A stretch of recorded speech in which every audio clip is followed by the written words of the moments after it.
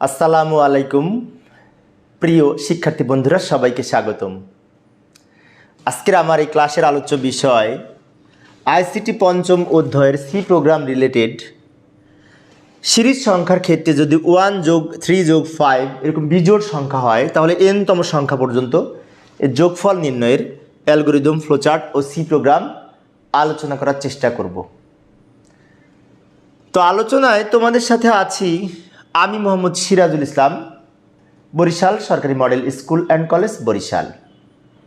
তো প্রিয় শিক্ষার্থী বন্ধুরা, এই চ্যানেলে আমি নিয়মিত আইসিটি ক্লাস নিয়ে থাকি, তাই আমার এই আইসিটি ক্লাসগুলি সবার আগে পাওয়ার জন্য চ্যানেলটি সাবস্ক্রাইব করার পাশাপাশি নোটিফিকেশন অন করে রেখো, তাহলে আমি ক্লাস আপলোড দেওয়ার সাথে সাথে তুমি পেয়ে যাবে। তো এবার আসি এই প্রশ্নটি লক্ষ্য করি। 1+3+5+n সিরিজের যোগফল নির্ণয়ের আমরা এখানে অ্যালগরিদম আর ফ্লোচার্ট এখানে আমরা অঙ্কন করব। বাম দিকে অ্যালগরিদম লিখব, ডান দিকে ফ্লোচার্ট অঙ্কন করব। তো অ্যালগরিদমের প্রথমে কি লিখতে হবে মনে আছে?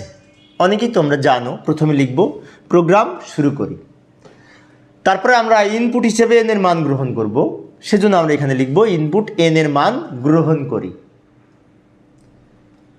পরবর্তীতে আমরা এই 1 থেকে যেহেতু শুরু হবে তাই 1 এর মানটা আমরা ইনিশিয়াল করে দিব i দ্বারা, সেজন্য এখানে লিখব ধরি i সমান 1, সাম সমান 0। এখানে i এর পরিবর্তে অন্য কিছু ধরতে পারতাম, কিন্তু আমরা i লিখেছি, অধিকাংশ বইতে i ব্যবহার করেছে সেই জন্য। এরপরে আমরা কি করব? এই তথ্যের আলোকে আমরা এখানে শর্ত লিখব। এই শর্তটি যদি সত্য হয় তাহলে 5 এবং 6 নম্বর ধাপের কাজ সম্পূর্ণ করবে। এখন তোমাদের মনে হতে পারে 5 এবং 6 নম্বরে কী ছিল, সেটা আমরা দেখি। 5 নম্বরে যোগফল নির্ণয় করবে, 6 নম্বরে এই আয়ের মান 2 করে বৃদ্ধি করবে। যেমন 5 নম্বরে লিখব সাম সমান সাম প্লাস আই, এটি হচ্ছে যোগফলের সূত্রটি লিখব। আর 6 নম্বরে এই আয়ের মান প্রথমে ছিল কত? 1, পরবর্তীতে 2 যোগ করে 3, 3-এর সাথে 2 যোগ করে 5, 5-এর সাথে 2 যোগ করে এখানে 7, এরকম বারবার 2 করে যোগ করেছে, সেজন্য আমরা এখানে লিখেছি আই সমান আই প্লাস 2, 2 করে বৃদ্ধি করবে। তারপরে আবার এখান থেকে যে কি বলেছে নির্ধারণ করে 4 নং ধাপে ফিরে যাবে, আবার এখান থেকে 4 নং ধাপে ফিরে যাবে। 4 নং ধাপে ফিরে যে শর্ত যাচাই করবে, সত্য হলে 5 এবং 6 এই দুইটা ধাপ সম্পন্ন করে আবার এখানে ফিরে যাবে। আর যখন এই কন্ডিশন মিথ্যা হবে, তার মানে যখন যোগ করা সম্পূর্ণ হয়ে যাবে, তখন এই 7 নং ধাপে এসে ফলাফল প্রিন্ট করে প্রোগ্রাম শেষ করবে। তো এই 8টি ধাপের মাধ্যমে আমরা অ্যালগরিদম লিখতে পারি। তো প্রিয় শিক্ষার্থী বন্ধুরা, এই অ্যালগরিদমের পরিপ্রেক্ষিতে আমরা যদি ফ্লোচার্ট অঙ্কন করতে চাই তো লক্ষ্য করি ডান দিকে ফ্লোচার্ট অঙ্কন করি। শুরু করার জন্য আমরা এই প্রতীক ব্যবহার করে এর মধ্যে লিখব স্টার্ট, তারপর ইনপুট হিসেবে n এর মান গ্রহণ, এখানে আমরা লিখব ইনপুট n। তারপর আমরা এই যে অংশটা লেখার জন্য এখানে একটি আয়তাকার প্রতীক ব্যবহার করব এবং এর মধ্যে লিখব i সমান 1, সাম সমান 0, এই কথাটা লিখব। তারপর আমরা এই শর্ত যাচাই করার জন্য, এটা সত্য কি মিথ্যা যাচাই করার জন্য এখানে আমরা একটি সিদ্ধান্ত প্রতীক নিব এবং এই সিদ্ধান্ত প্রতীকের মধ্যে এই লেখাটা লিখব। এখন এই সিদ্ধান্তটা সত্য হতে পারে, মিথ্যাও হতে পারে। যদি সত্য হয় তাহলে নিচের দিকে এসে আরও 2টা ধাপ সম্পন্ন করবে, আর যদি মিথ্যা হয় তাহলে ডান দিকে নো লিখে এখানে প্রোগ্রাম শেষ করে দিবে। তো মনে করি আমার যোগফল শেষ হয়নি, সেজন্য কন্ডিশন সত্য, এই কন্ডিশন বা শর্ত সত্য, তখন কি করবে? এই ধাপটা লিখবে এইখানে সাম সমান সাম প্লাস আই। এটা লেখার জন্য আমরা আবার আয়তাকার প্রতীক ব্যবহার করব, তার মধ্যে এই সূত্রটা লিখব। তারপরে আবার আমরা এখানে একটি আয়তাকার প্রতীক ব্যবহার করে 6 নম্বরে কী ছিল আই সমান আই প্লাস 2, এই লেখাটা লিখব। অর্থাৎ আয়ের মান 2 করে বৃদ্ধি পাবে, কেননা এর প্রতিটির পার্থক্য 2, ধারার পার্থক্য 2। এখানে কি বলেছিল আরেকটি বিষয় লক্ষ্য করি, আই সমান আই প্লাস 2 নির্ধারণ করে 4 নং ধাপে ফিরে যায়। তার মানে কি এখান থেকে আবার এই 4 নং ধাপে ফিরে যাবে, এটা নির্ধারণ করে এই বাম দিক দিয়ে এখান দিয়ে এই 4 নম্বর ধাপে ফিরে যাবে। ফিরে যে আবার এই কন্ডিশন চেক করবে। এই কন্ডিশন যদি সত্য হয় তাহলে আবার এই দুইটা ধাপ সম্পূর্ণ করবে, করে আবার এদিকে ফিরে যাবে, আবার কন্ডিশন চেক করবে। কন্ডিশন যদি সত্য হয়, ইয়েস হয়, তাহলে আবার এই দুইটা ধাপ সম্পূর্ণ করবে, আবার এখানে ফিরে যাবে, বারবার ঘুরে ঘুরে কাজ করবে। সেজন্য এই অংশটাকে লুপ বা চক্র বলা হয়। আর যখন মিথ্যা হবে তখন এই নোতে যে এখানে প্রোগ্রাম প্রিন্ট করবে, যোগফল প্রিন্ট করে প্রোগ্রাম শেষ করে দিবে। এখন তোমাদের মনে হতে পারে নো কখন হবে? নো হবে যখন এন পর্যন্ত যোগফল হয়ে যাবে, তারপরের সংখ্যাটি অর্থাৎ আয়ের মান যখন বড় হয়ে যাবে তখনই কিন্তু এই কন্ডিশন মিথ্যা। যতক্ষণ পর্যন্ত আয়ের মান এনের সমান থাকবে বা এনের চেয়ে ছোট থাকবে ততক্ষণ পর্যন্ত কন্ডিশন সত্য। আর যখন আয়ের মান বড় হবে এনের চেয়ে, তখন কন্ডিশন মিথ্যা। তার মানে কি আমার যোগ করা হয়ে গেছে, তাহলে আর যোগ করার প্রয়োজন নাই। যেমন আমি যদি আয়ের মান নির্ধারণ করে দিই 15 পর্যন্ত যোগ করবে, তাহলে আমার আয়ের মান যখন 17 হবে তখন কি আর যোগ করবে? কম্পিউটার করবে না। তখন কি করবে? এদিকে প্রোগ্রাম প্রিন্ট করার মাধ্যমে শেষ করে দিবে। সেজন্য বলা হচ্ছে নো হলে প্রোগ্রাম শেষ, কন্ডিশন মিথ্যা প্রোগ্রাম শেষ, কন্ডিশন সত্য বারবার যোগ করবে। তো এই হচ্ছে আমাদের অ্যালগরিদম এবং ফ্লোচার্ট। তো প্রিয় শিক্ষার্থী বন্ধুরা, অনেক সময় সৃজনশীল প্রশ্নে এই অ্যালগরিদম উদ্দীপক আকারে আসে, আর বলা হয় এই উদ্দীপকের আলোকে প্রয়োজনীয় সি প্রোগ্রাম লিখো বা ফ্লোচার্ট অঙ্কন করো। তো আমি পাশাপাশি দেখিয়েছি, তোমরা এক এক পেজে এক একটা করতে পারো, সমস্যা নেই, সুন্দর করে উপস্থাপনার জন্য। তো আমি এখন এই তথ্যের আলোকে সি প্রোগ্রাম লেখার জন্য পরের স্লাইডে যাচ্ছি। তো এই যে লক্ষ্য করি, আমরা এখানে সি প্রোগ্রাম লেখার জন্য বাম দিকে এই অংশে সি প্রোগ্রাম লিখব। তো সি প্রোগ্রামের প্রথমে আমরা ইনক্লুড লিখব অন্তর্ভুক্ত করার জন্য। কি অন্তর্ভুক্ত করব? একটি হেডার ফাইল, নাম হচ্ছে stdio.h। এটি একটি হেডার ফাইল যুক্ত করার জন্য ইনক্লুড লিখব ড্যাশ প্রতীক ব্যবহার করে। তারপরে আমরা এখানে মেইন ফাংশন দিয়ে প্রোগ্রাম শুরু করব। মেইন ফাংশন লিখে প্রোগ্রামটা শুরু হবে।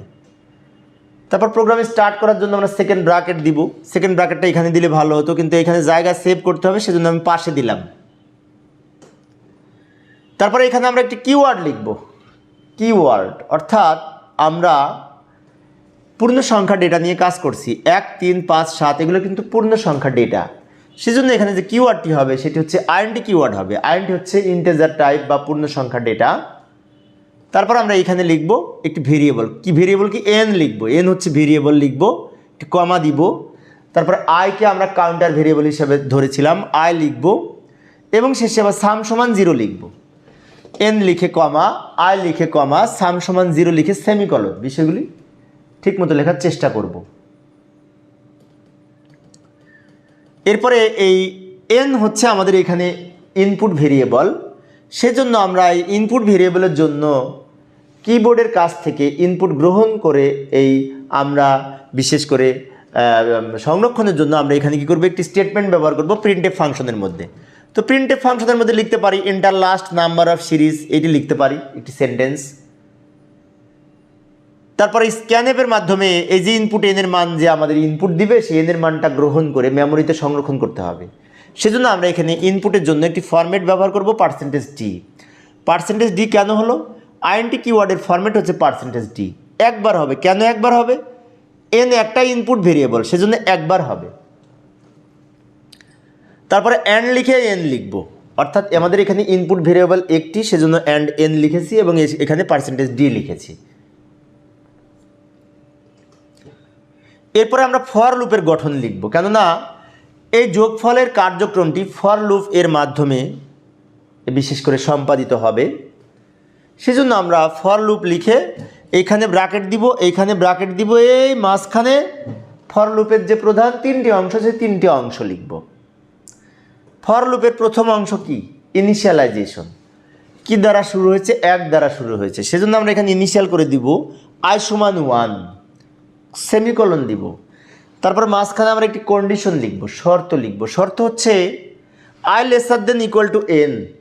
আমরা বারবার এই কথাটা লিখছি, তাই না? প্রত্যেকটা প্রোগ্রামে প্রায় এটি লিখছি আমি, কয়েকটা প্রোগ্রাম আমি কিছুদিন যা দেখাচ্ছি। কেননা আয়ের মান যতক্ষণ এনের মানের চেয়ে ছোট হবে বা সমান হবে ততক্ষণ এই কন্ডিশন সত্য। আর এই কন্ডিশন যখন মিথ্যা হবে তখন বিশেষ করে আর কম্পিউটার যোগ করবে না। তারপরে শেষের অংশ হচ্ছে ইনক্রিমেন্ট ডিক্রিমেন্ট অংশ, তাই শেষে লিখব আমরা এখানে আই সমান আই প্লাস 2, অর্থাৎ আয়ের মান 2 করে বৃদ্ধি করবে। কেন 2 করে বৃদ্ধি করবে? এই যে 1-এর সাথে 2 যোগ করে 3, 3-এর সাথে 2 যোগ করে 5, 5-এর সাথে 2 যোগ করে 7, 2 করে বাড়ছে, সেজন্য আমরা লিখেছি আই সমান আই প্লাস 2। এরপরে আমরা এই কন্ডিশন সত্য হলে সামের মান যোগ করে বের করবে, সেজন্য লিখব সাম সমান সাম প্লাস আই।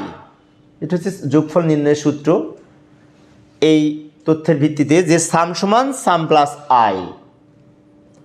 অর্থাৎ সাম সমান সাম প্লাস আই কেন হবে আমি এটা নিচে ব্যাখ্যা করে দেখাচ্ছি, লক্ষ্য করি। মনে করি আমি যোগফল নির্ণয়ের জন্য সাম সমান লিখলাম সাম সাম প্লাস আই। তো সামের মান কত? আমরা 0 ধরেছি না, তাহলে 0 যোগ আই, আয়ের মানে যে 1 সমান 1 হচ্ছে, সরি এখানে 1 হচ্ছে, তাহলে আমরা এই পর্যন্ত যোগফল 1 হলো। আমি 3 পর্যন্ত যখন যোগ করব তখন সূত্রটা কী হবে? এই যে সাম সমান এই 1 আগে আসবে, কারণ এখানে কিন্তু সামের মান যেহেতু 1 পেয়েছি 1 আগে আসবে, এবং এই 1-এর সাথে আমরা যোগ করব আবার এই 3, তাহলে 4 হলো। আবার এখানে কিন্তু সামের মান 4 হলো, এই সামের সাথে আবার আমরা যোগ করব 5, সেজন্য বলা হচ্ছে সাম সমান সাম প্লাস আই। এখানে প্রতিটি এক একটি আয়ের মান হিসেবে গণ্য, আর আয়ের মান তো বারবার 2 করে বৃদ্ধি পাবে। এরপরে এই যে যোগফল নির্ণয় হবে, সেই যোগফলটা প্রিন্ট করার জন্য আমরা এখানে প্রিন্টএফ ফাংশন ব্যবহার করব, এবং এর মধ্যে আমরা লিখব আরেকটি স্টেটমেন্ট, সেটি হচ্ছে summation is equal to percentage D লিখব, কেননা আমরা পূর্ণ সংখ্যা হিসেবে ফলাফলটা পাবো, সেই জন্য কমা দিয়ে লিখব, এই সামটা আবার শেষে লিখব, সেমিকলন দিব লাস্টে। তাহলে আমরা এই যে সামের মান যেটি বের করব, সেই সাম যেহেতু এইখানে লিখেছি, এইটার মান এইখানে ফলাফল আকারে প্রকাশ করবে পূর্ণ সংখ্যা ডেটা হিসেবে, সেজন্য পার্সেন্টেজ ডি লিখেছি। সবার শেষে রিটার্ন 0 লিখে প্রোগ্রাম শেষ হবে। তো এইভাবে আমরা এই সিরিজের যোগফল নির্ণয়ের জন্য সি প্রোগ্রাম লিখতে পারি। আশা করি তোমরা এখন পারবে। তো পরীক্ষা যদি আসে তাহলে আমরা এইগুলো সঠিকভাবে লিখব, লেখার মাধ্যমে এই পরীক্ষার খাতায় উপস্থাপন করে বিশেষ করে এই কার্যক্রমটি শেষ করতে পারবো। আরেকটি বিষয় হচ্ছে, সেটি হচ্ছে তোমাদের মধ্যে যদি কেউ কম্পিউটারের মাধ্যমে প্র্যাকটিস করতে চাও তাহলে তাদের জন্য বলছি, তোমরা কোড ব্লক সফটওয়্যার ব্যবহার করে এই প্রোগ্রামটি সঠিকভাবে লিখে, কোথায় কমা লিখছি কোথায় সেমিকোলন লিখছি সব ঠিকঠাক মতো লিখে আমরা যদি যথাযথভাবে সেভ করে প্রোগ্রামটি রান করি তাহলে এই ধরনের আউটপুট পাবো। এই যে এই ধরনের আউটপুট পাবো প্রোগ্রাম রান করলে। যেমন এখানে কি লিখেছিলাম, inter last number of series, এই লেখাটা এখানে দেখা যাবে, inter last number of series program run করলে। তো এখানে আমরা একটি সংখ্যা লিখি, মনে করি 15 লিখলাম, তাহলে এন এর মান যদি 15 হয় তাহলে 15 পর্যন্ত যোগ করবে এই ধারার, এটা লিখে ইন্টারে চাপ দিলে যোগফল হবে 64। আশা করি এখন তোমরা পারবে। তো প্রিয় শিক্ষার্থী বন্ধুরা, এই ছিল আমার আজকের আলোচনার বিষয়। আমার পরবর্তী ক্লাসের আলোচ্য বিষয় হচ্ছে এই 1 থেকে 100 পর্যন্ত জোড় সংখ্যাগুলোর যোগফল, অর্থাৎ এখানে এনতম সংখ্যা না, 1 থেকে 100 পর্যন্ত ফিক্সড করা সংখ্যা। তো এই ধরনের প্রশ্নের জন্য অ্যালগরিদম, ফ্লোচার্ট ও সি প্রোগ্রাম কীরকম হতে পারে তা আলোচনা করার চেষ্টা করব, দেখার আমন্ত্রণ রইল। তো পরিশেষে সবাই ভালো থাকবে এবং সুস্থ থাকবে এই কামনায়। খোদা হাফিজ।